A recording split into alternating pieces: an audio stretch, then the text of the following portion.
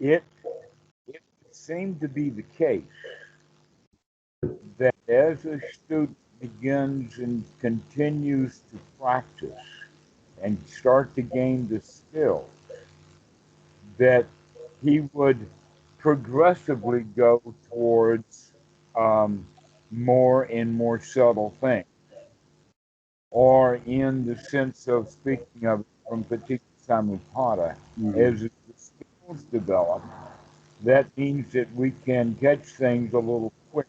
Mm-hmm. That we don't have to reside in wanting and grasping. That we can wake up right at that point in contact, and even earlier to that, to see how things are being put together. So the point is that no, unfortunately, your the practice is a bumpy ride. Yes.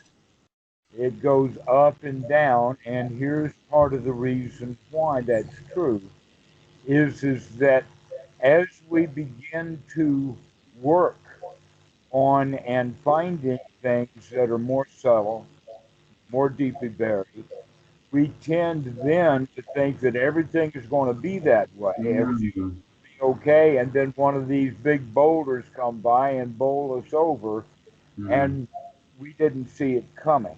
Mm. And if we try and stop the boulder with chopsticks, to borrow your analogy from a few minutes ago, we're going to fail because it's the wrong tool for the wrong job. We need like a bulldozer A- in here. Actually, no. It all goes back to the analogy that the right thing to do is to get out of the way Yeah, and yeah, see it coming. And that sometimes we think that we're really good at catching the subtle, when in fact it slips right up on us, yeah. Mm. that it wasn't subtle at all, but when it came with a bang Mm. because we weren't quite open for it. In other words, we had either one of two things happen. One is either the student thinks he knows what there is to look for, and that the other issue is the student thinks that he's gotten okay, he's really fine, and he can slack off with his meditation now. And every one of us do that. Mm. And in the process of doing so, we set ourselves up to wind up in the ditch Mm. or to falling down, which is exactly what we started practicing working with in the very beginning. But Mm. now, way late in the process, the students now are saying, wait a minute, what happened? Mm. And the answer, in fact, is in several different ways of looking. In the Zen way, they say the beginner's mind. Yeah. Goenka says, never mind, start again, right? It's always the same thing. Mm. That there really is only one little practice, and that practice is the practice of waking up and taking a look and see what's going on. Mm. And then we make a choice about it. Yeah. It's It's interesting. that simple. It's so simple. Yeah. But every time there's a new application for it, we tend to struggle with it. Mm. A few months ago, I felt like I was very keen to talk to you about the kind of like the most subtle things that were coming up in my practice, and that was really what I kind of wanted to like immerse myself in, and in our conversations and in practice, and like as far as possible in life. And then yeah, I feel like more recently it's been wanting to talk like about like these big boulders of suffering in daily life and relationship between them. Anyway, it's a rich ongoing thing, isn't it? It's a rich ongoing Hmm. thing. um Right. Talking about practice, I've got a week coming up where I've got a week in a cabin in the countryside. Hmm. Yeah, 7 days to practice, seven kind of full days. um and was interested to get your thoughts and advice on it. Um, Is it going to be in a secluded spot, say in the wilderness? yeah, it's like a small rural village, and it's a cabin at the end of someone's very large garden, which leads directly onto woodland and meadows and country lanes. So yeah, it will be secluded.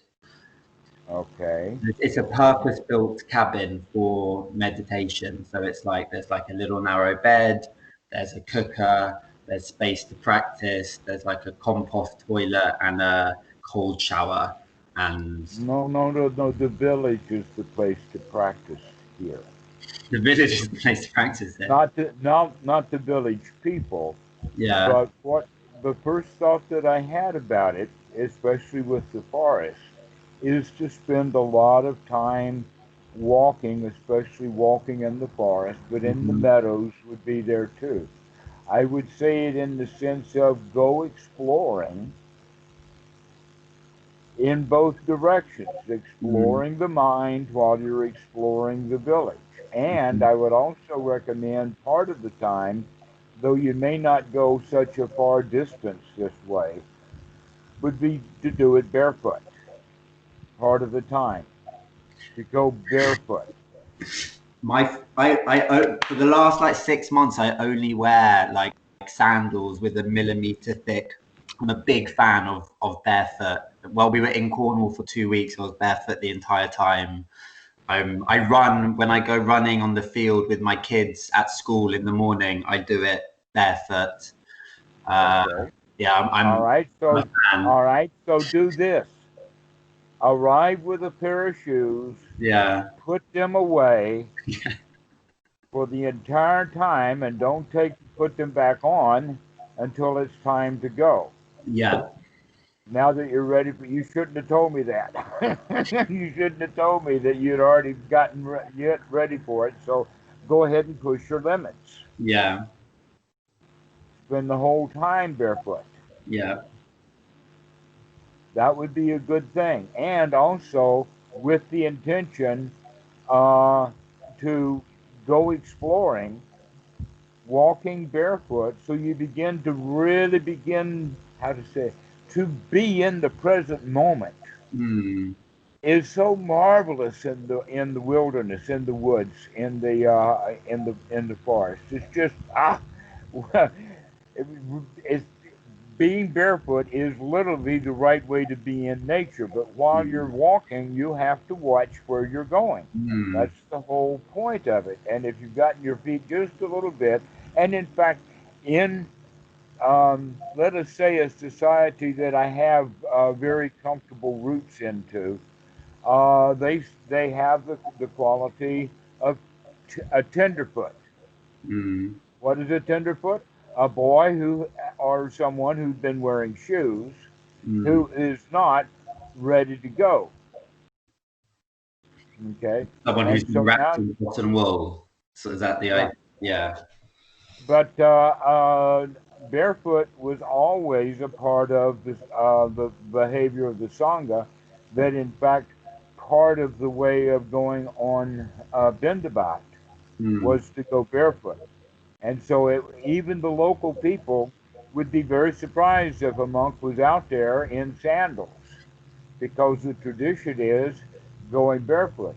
mm, However, that going barefoot doesn't go just for the Bendabat or the alms round, but it goes for whenever they're out on Tudong also, or just walking around the Wat. mm, That there really is not a lot of reason for footwear if we start thinking of it and become more mindful of it. However, England is many parts of the year not, let us say, people will complain saying the weather is not suitable for going barefoot. But we can just say, okay, we understand your feet are tender and they're not tough enough yet. mm. But basically, you can walk on it. In fact, in let us say in the dojos and the martial arts, and because this island is a tourist island, There are a number of karate schools and mixed martial arts, but Mm. it's always based around the Muay Thai Mm-hmm. of Thailand.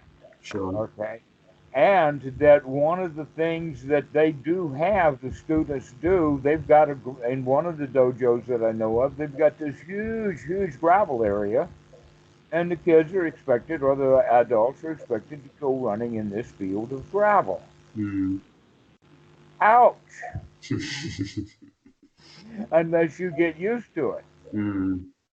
Except that, and that's in fact what Achan Po was doing. I thought that he was just playing games when he would have I and James and whoever was going on Bendabat, because he would take us into really almost intentionally into rough territory. Mm. There's actually a plant in Thailand, a little plant that's, we've got them right here in the yard. They're all over the place. And what happens is that if you touch it just a little bit, the whole thing will close up. Mm. It's very responsive that way.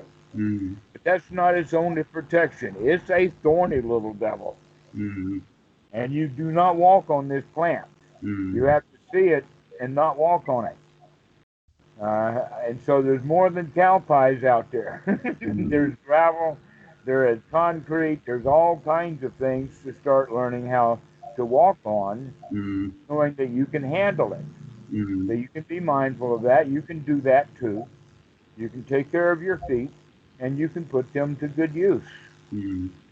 So that would be one of the things that I would recommend for you to go on a Okay. retreat like that, would be um, actually, you don't even have to do it the way that I said it. You can arrive barefoot Mm-hmm. and leave barefoot. Mm. You don't even have to arrive in shoes. You can find a way of arriving in barefoot. I don't know how you're going to get there. That's up to you. So these are the things that I would say is to make sure that you're spending more time outdoors because you already are, let us say, a skilled meditator.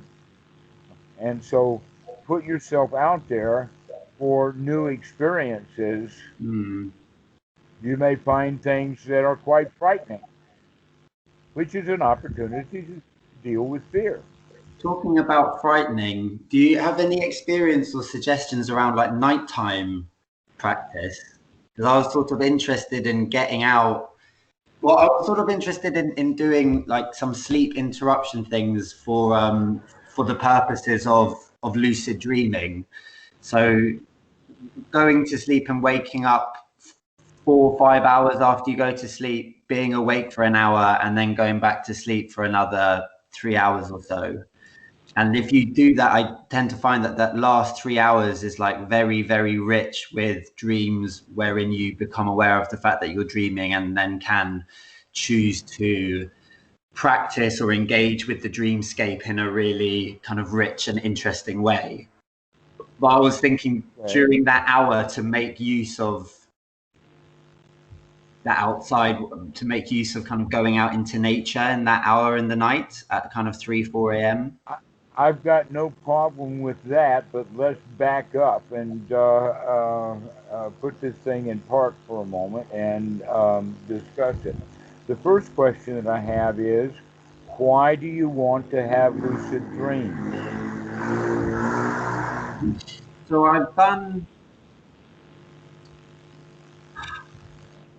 I've had dreams wherein I've like become aware of the fact that I'm dreaming. It's something that I was very into a few years ago, um, like 3 years ago or so, and it's actually what kind of got me into meditation in the first place 3 years ago.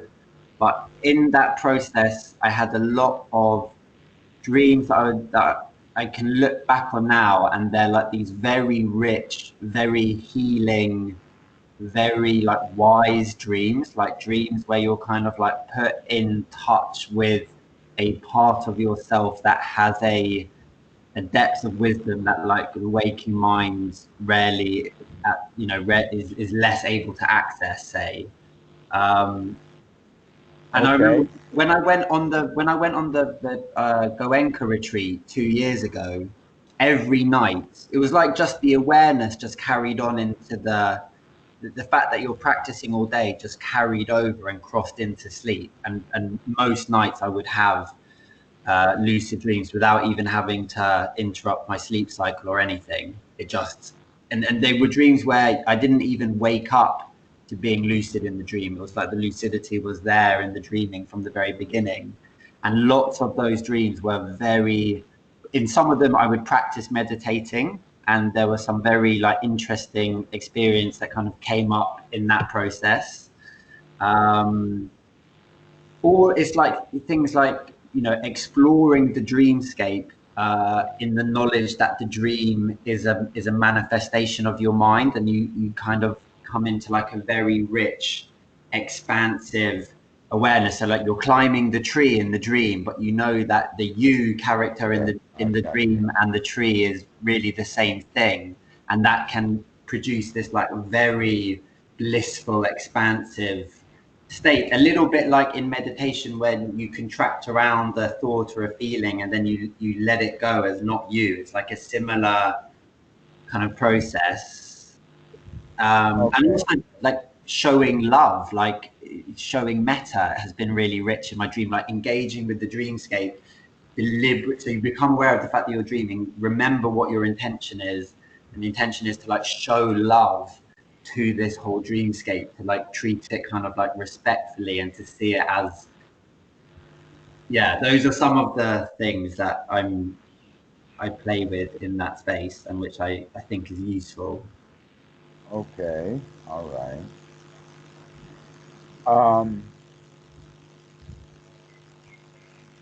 Also flying. Many times, go ahead.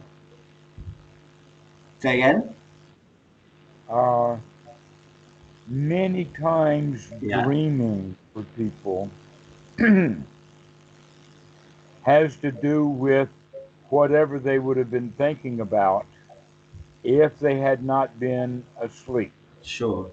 Okay, so the worries of the day, in Yeah. fact, that's what they see the dreaming is really all about, is trying to repair the day's damage or even older stuff. Mm-hmm. Okay. It seems like that you're doing it, except that now you've reached it at an archetypical level, Mm. which we talked about a couple of talks ago. All Yeah, right. So, or let us say, down in the metaphorical yeah. level. So, um, but let's pull back for just a moment, um, and think about. First off, let's look at the word Bodhi. The word Bodhi means to wake up. Mm-hmm. The Buddha had an analogy of burning by day and smoldering by night. And he didn't put a lot of, uh, let us say, not really worth the time, especially in the sense of rehashing last night's dreams Mm-hmm. or that kind of thing. But really, what we're looking for, if the actual meditation is to be able to wake up to our daydreams, Mm. then we can look at the night dreams in the sense of also beginning to wake up to them. Mm-hmm. And guess what? That's what you're doing when you're lucidly dreaming. You're beginning to wake up, Mm. but you're only waking up with the dreaming the same way that you wake up to the hindrances when you recognize them as hindrances. Now you recognize dreams as dreams, Mm. but we haven't thrown them out yet, the Mm. hindrances. So, what are we going to do with these dreams? The answer is we're going to learn somehow to control them, just like we're learning to control the mind. Mm. One of the ways of doing that is by intentionally waking up. To wake up. Another one is, in fact, that's the best way. That's the beginner's way to do it because we really do want to wake up. We can wake up and we can recognize that was a dream, and whatever good state that I could dream my way into, I can go into that same state now completely consciously by Mm. working with Anapanasati. Mm. That's the key. I'm not saying that these dream states are not exalted, because for a lot of people they're not. But Mm. if that's the direction that you want to take your lucid dreaming, then take it that way instead of dreaming your way into it. Wake up in the night and see your way into it, because you'll get better success actually. Mm. That things are kind of haphazard in the dream state. But if you wake up, you can begin to control that. And part of the, and so actually we can just say, okay, I wake up and then I think about the dream and say, right now it's just so nice. Mm. And I'll look at the window and I'll see it's still dark out, and I says, okay, it's okay. I know where to go. And I can just and relax again. Mm. Because in fact, that's again taking a load off the mind. And when the mind is dreaming, it's spinning, Mm. it's smoldering, But if it's you can be burning. within that kind of the vortex of the dream, and you can sit down and practice anapanasati in the dream, and sometimes the dream will dissolve, and you'll just be Okay, left in this kind of like in a much emptier, like non, yeah. That's also, you don't need to. okay. So yes, do that, but also make sure that your sati is strong, that you can actually wake up into the reality of the anapanasati, not dreaming it. Mm. That you're not dreaming taking deep breaths, you're actually doing it. Well, do you know, there is a relationship between breathing. It's one of the few things.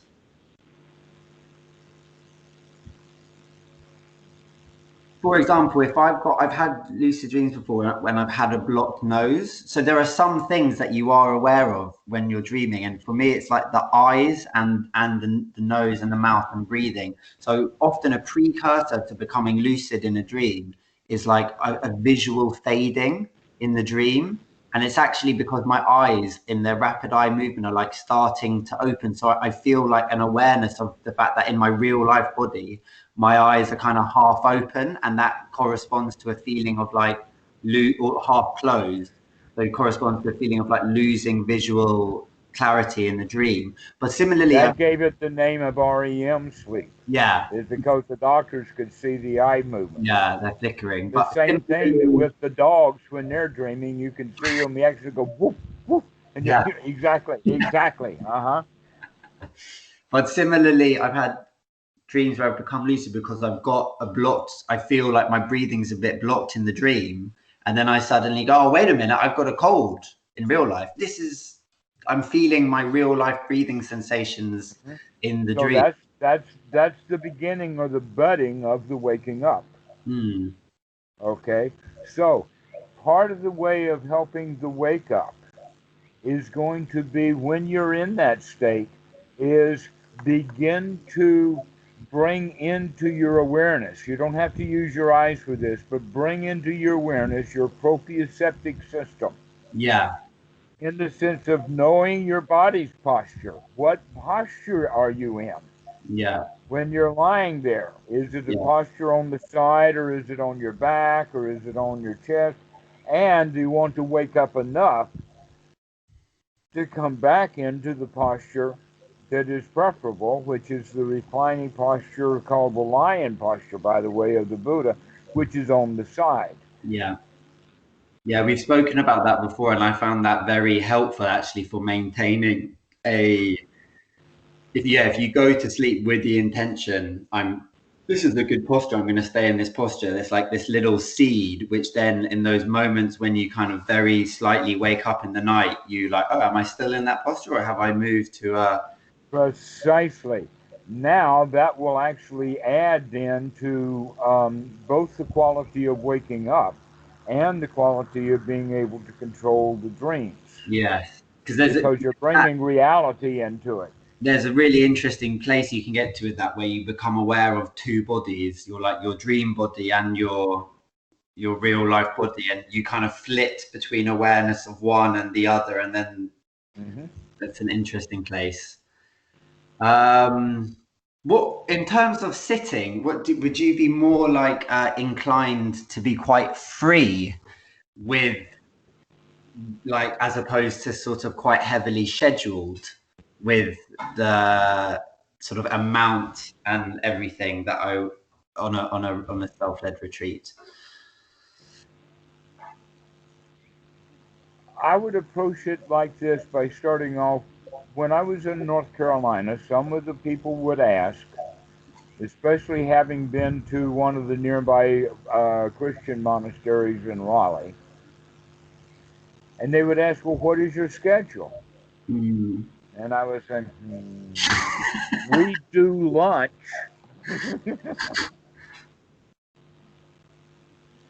Oh, well, what about the sitting and the walking in the city? Well, that's a retreat. That's teaching the students how to do it. Okay. That really the place to do it is called seclusion, Mm. which is what you're seeking here. All Mm. right. And so I would say that the mixture of sitting and walking meditation has nothing to do with the clock, Mm. but it does have to do with your mood, your attitude, all kinds of things, and so that you want to mix them throughout the day. But sometimes you'll go for a really really long walk, Mm. and then you'll I'm come and I'm kind of in my head thinking that, like, every afternoon after lunch, I'll eat one meal a day at lunch at like midday, and every day after midday go for like a proper kind of like hour, 2 hour, have that kind of period of the day set aside for, like, being really outdoors. remember the thing that I told you about the shoes. Don't take a clock. Yeah. Okay. Don't So take a that's watch. interesting. Don't, because I think I have a tendency with things like that to be like, right, and I'll have 1 hour where I'll do this, and then I'll do this 45 minutes, then 15-minute mindful movement, then this and this, and then I'll have 3 hours to practice before lunch, and then I'll do this. Buddha ain't got no clock. Yeah. Okay, so uh, natural, the Yeah. natural practice. Okay, in the sense that if you're going there to practice anapanasati, then that's what you're going to practice regardless of what posture you're in Mm-hmm. or regardless of what you're doing. So while you're not sitting and while you're not in walking meditation, you're probably doing something with your hands, like giving yourself a bath or whatever, cooking food or eating the food. Begin to pay attention to that sort of stuff too. So if you're working with your hands, pay attention to your hands, Mm. grasping, reaching, and become more and more mindful of everything that you're doing. This is a good opportunity for. That's really what the students are supposed to be doing in retreat anyway. It's just too darn hard for the beginner. Mm-hmm. But you can do it. Mm. Not in the sense of every second. I'm not talking about it that way. But that you're up to the challenge of that the practice is not about the postures or the timing. It's about the whole retreat of literally getting in seclusion from the world and from the hindrances, including being in seclusion from, let us say, the dreaming, so that we spend much of our time in wakefulness to Mm. be alert. This is so strange that the Westerners think that meditation is all about sitting and very, very quiet and going into what they call deep, Mm. thinking that jhanas are down there deep someplace. Mm. Well, the doors to the jhana is the first jhana. If Mm. you can't get into the first jhana, then going deep don't get into jhanas. I don't know where it gets, but it doesn't. It But gets you're into not. sleep. Uh-huh. And so the mindfulness practice of getting the mind completely free from the hindrances, so that you can just literally enjoy the time the whole time. Anytime you're not enjoying yourself, you think, catch it. Mm. Catch any moment that you're not actually having a blast, having a Mm. ball. Every moment that's not delightful, take a look at it. What are you doing? What kind of thorn have you stepped on? mental thorn, you know. Yeah, hopefully mental storm. Well, okay. No, the mental thorns are the ones that hurt the worst. The foot heals quickly. All right. Do you know, I'm really glad that you've said that, because I feel like I've been thinking a bit about that, and I know that I have a tendency to approach that kind of thing in a quite regimented way. And I feel like that kind of tendency towards a kind of disciplined regimen has served me well in the past. Like, it helped me get over incredibly unfocused mode of existence, and I kind of came out of that. And one of the ways of coming out of that was having a kind of a much more disciplined approach to life. But I now feel that discipline in practice. Now you've got to go find that new discipline from sheer determination, or easier than that, sheer eagerness Yes. to become eager to be here now. Yes. Well, also, like, the regimen is a way of not being here now, right? The regimen is a way of kind of But being. you got to start someplace, Yes. right? We got to bind ourselves up to get ourselves going. Yeah. Yeah. But also, it completely transforms it, because instead, if you let go of that, of all those time constraints, then you no longer, then it becomes like endless, right? Like the time kind of. Eckhart Tolle actually said something quite interesting about time once, where he's like, you have horizontal time and vertical time, and most people live in horizontal time continuously. Like, from here, now I've got to do this, and then I've got to do this, and then if I look back, and it's just like this horizontal movement. Whereas actually, if we can kind of like enter into the present moment, then kind of time opens up on a vertical axis and become. Okay. You free yourself of that kind of like A to B to C to D, this minute to this, that existence of always being in the past or in the future, and you open up to Okay. something. I think that's an interesting way of saying it. Here's another way of saying actually the same thing, and Mm, that is the clock. mm, Over the course of the centuries since we've had them, has done very little other than help the individual slice and dice and cut up his day mm, like a piece of pie, except that now it's all slivered up. mm, What you're going to be able to do from time to time and begin to develop being in the present, in the sense that this is always the present. This is it. mm, There's no time or breakage in there. That this moment is just, in other words, the day is just one long minute or mm, one long moment. It's just the mm. day. This is it.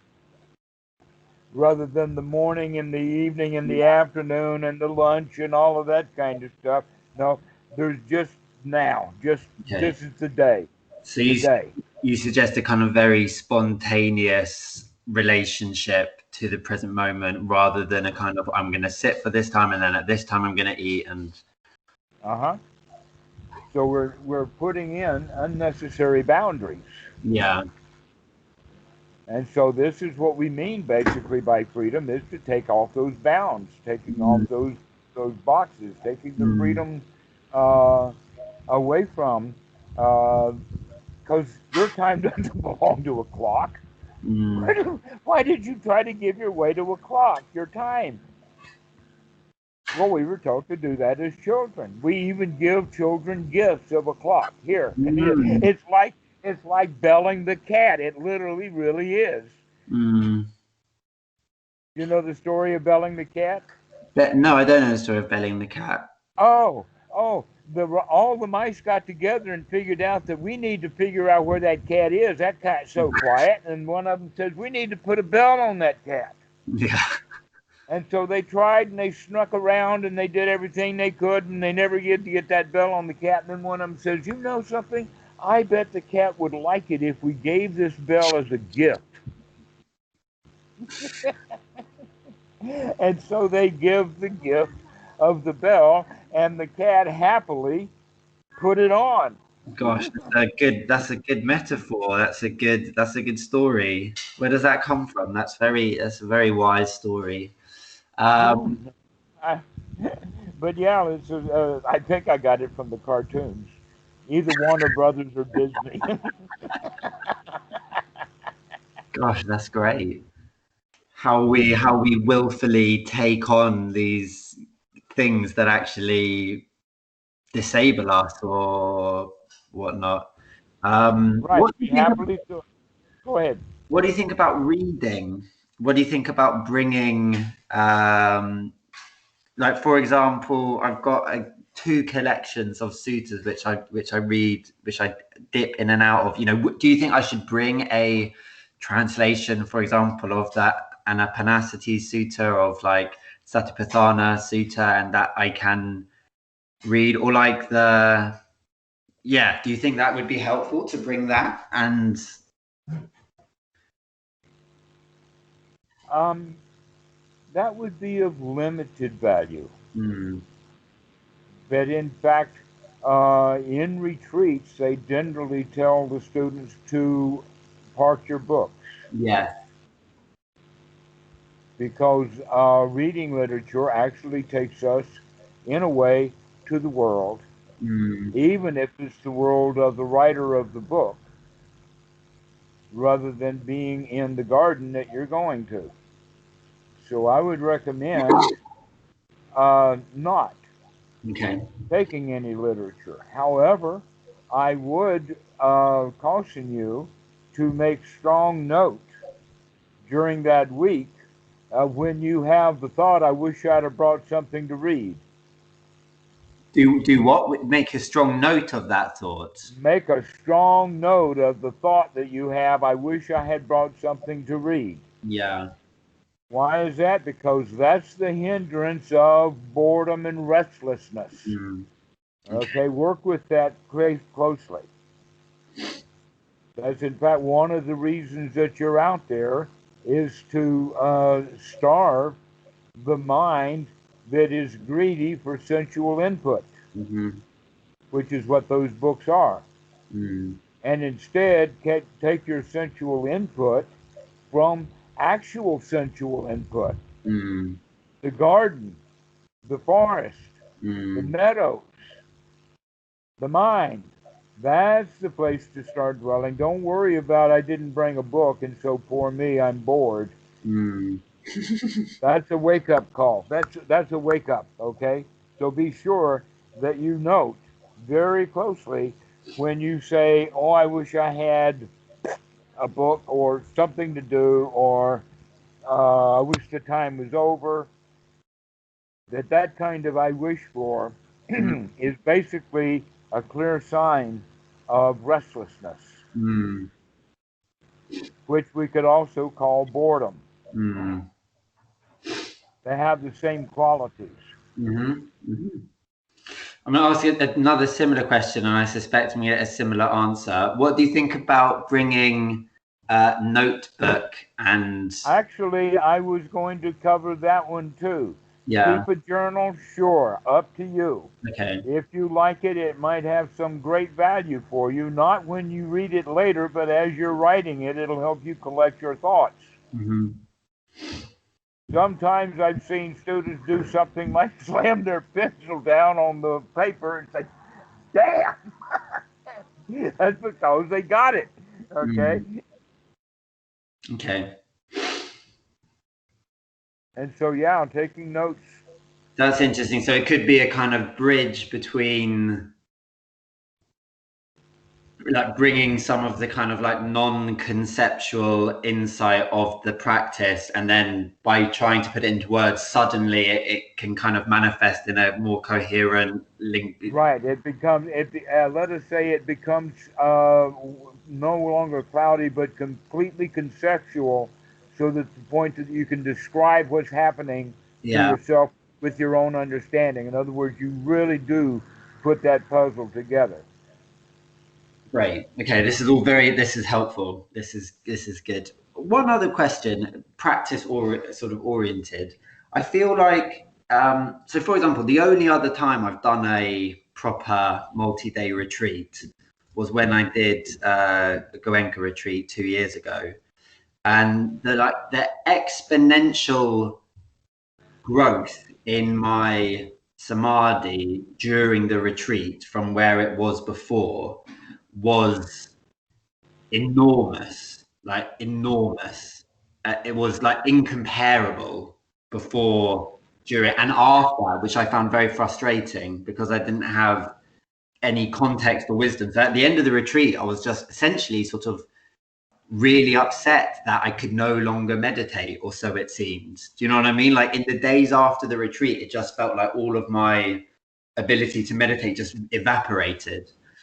It can be summed up in the song "The Thrill Is Gone." Yes, I don't worry anymore about those types of thoughts, because I feel like in the last year I've seen, you know, I see these things moving in cycles, and if I have a sit where there's like lots of distraction and lots of dullness, it doesn't bother me in the slightest, because I'm just like, oh, it's an opportunity to work with this in It's this quite, another so in this quite even growth. at that, So that's so fun. all right. So you can see that point about I wish I had a book. Yeah. You can also begin to put, let us say, cohesive thoughts together in the sense of the thrill is gone, because then we can wake up immediately and say, okay, the thrill is gone. Never mind, start again. Because otherwise we'll start pining for it and wanting something we don't have, and then we get stuck into hindrance. Okay. Well, this is sort of similar to what I was going to ask, which is that do you think I should in some way prepare or read up about certain things in anticipation of the fact that that the kind of samadhi and unification of the mind will probably grow quite a lot during the retreat? So should I, for Let example, us say this. Let's figure out which skills that you want to develop. yeah, All right. Well, the classic ones would be more sati, more sati. How much more can you come back and be in the present moment? yes, Okay. The next skill would be to develop Suka, to yeah, become completely content and satisfied with this week, yeah. moment by moment, day by day, during the day, whatever part of the day it is. This is the good part of the day. This is excellent. Wow. Whatever temperature it is, this is really nice weather. And so you get into the state of being satisfied. Mm, When things look like they're about to become dissatisfying, you can say, wait a minute, I can handle that too. mm-hmm. I can do that. I'm up to that task. So that way you can keep the mind free from the hindrance. No matter what hindrance knocks on your door, nope, I'm having too much fun. Go away, you bother me, kid.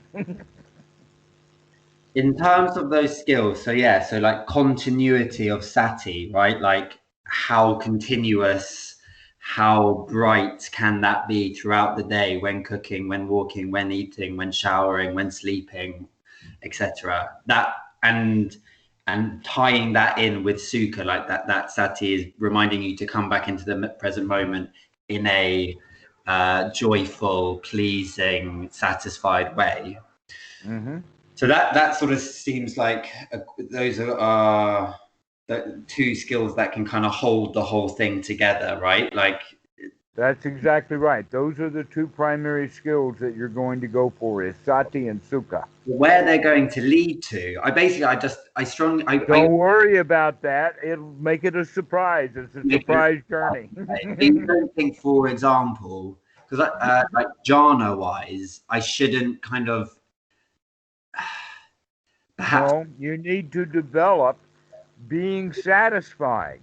yeah, That's the skill that the students need to develop, not higher numbered states, but really get skillful at that really sweet spot. mm,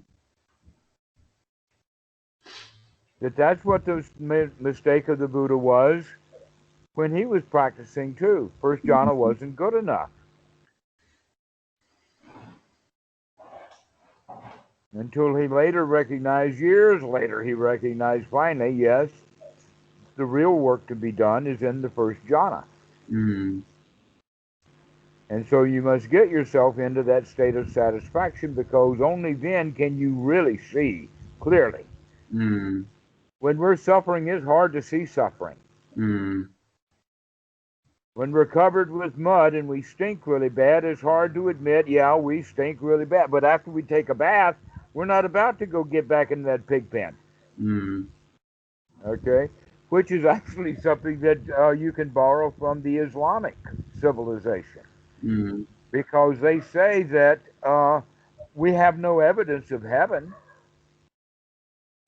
And the answer to that is, yeah, well, anybody who's gone there, why would they want to come back here? Mm. That's about it. No thanks. Yeah. Yeah, I don't, sorry, I'm not your messenger. I'm going to stay here. I like it here. I'm not leaving.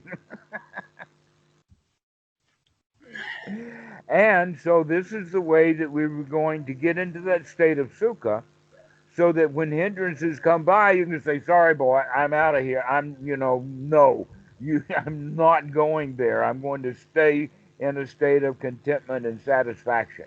Yes, but I suppose what I'm getting at is that given the kind of seclusion, given the continuity of practice, and given those two things, Sati and Sukha, as the kind of containers, I imagine that the mind will incline to to enjoy getting quieter and quieter and subtler at points, right? Maybe so, but what we actually can actually say is that you begin to enjoy it Yes, more and more. yes, Go for the satisfaction. yes, Go for how secure and comfortable you feel. yes. That's the way to go with it. And Okay? you're suggesting though that I just let that unfold naturally rather than sort of essentially try and read up maybe in preparation on say the formless jhanas and jhana 4, which currently I feel like I have little elements of them, like factors that pop in, like like an awareness of a kind of boundlessness of space or of consciousness or whatever. Basically, what we can have a conversation that when you say, I got into this state, I can say, okay, I can verify that you're giving me the jhana factors for the second jhana, which Yeah, is the right way to do it. Rather than me giving you a list of factors for you to want and search for and need and desire, because you're there to enjoy yourself, not to want second jhana. If you actually pleasure yourself into second jhana, then we can talk about it.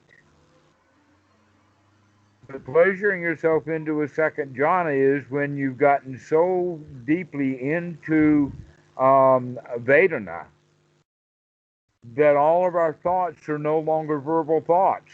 mm, They're all feeling, which means that we literally explode with good feelings. mm. But see, now I've told you too much, because now you're going to go off trying to Well, explode. I don't think I will. I don't think I will. Like, I feel like I feel like I have uh, a couple of areas where I've matured in the last year has been, as I said, in relation to like the equanimity to the ups and downs of the practice, and also in that kind of striving thing. I actually feel like those are two things which a year ago were very, very pronounced in the way I interacted with practice, and I genuinely feel that that has dialed down an enormous amount, and I'm not so. Okay. Well, get ready for it to be dialing down a bit further. Yeah.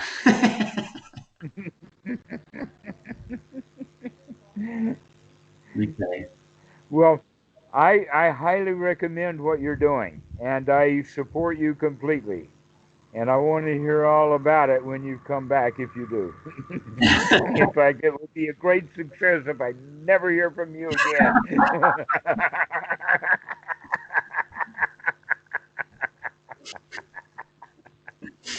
Oh dear. Okay. Well, look, I'll probably speak to you before then anyway, because I'm going a week on Friday. So I'm going in like Okay. a day's time. So I suspect I'll speak to you at some point before then. Oh, all right. Well, I think we've covered pretty much what we get ready to do, but there's probably some last minute questions and whatnot, so you can call and ensure. But anyway, good luck on your retreat. Okay. Thanks very much, Dhammarato. Go well. Okay, bye bye. Bye.